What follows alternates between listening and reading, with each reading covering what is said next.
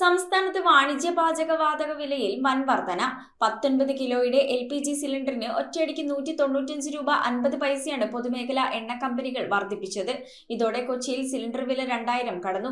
സാധാരണക്കാർക്ക് തൽക്കാലം ആശ്വാസമായി വീട്ടാവശ്യത്തിനുള്ള സിലിണ്ടർ വിലയിൽ മാറ്റമില്ല.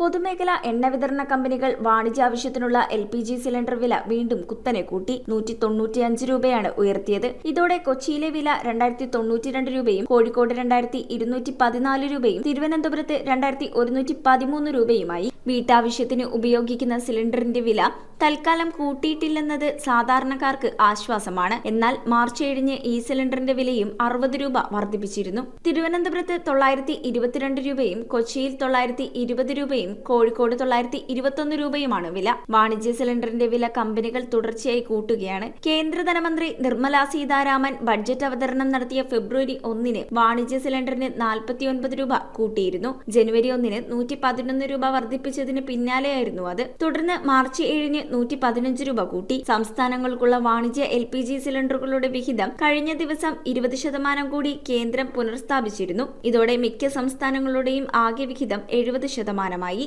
News desk metro 7. റിങ്ങുകൾ 1 ഗ്രാമിൽ തുടങ്ങുന്ന മാലകൾ, നെക്ലസുകൾ 9000 രൂപ മുതൽ ഡയമണ്ട് നെക്ലസുകൾ 1 ലക്ഷം മുതൽ ആരംഭിക്കുന്ന വെഡിംഗ് സെറ്റുകൾ. കൂടാതെ നിങ്ങളുടെ പഴയ സ്വർണത്തിന് ഏറ്റവും ഉയർന്ന മൂല്യവും. Maharaja gold and diamonds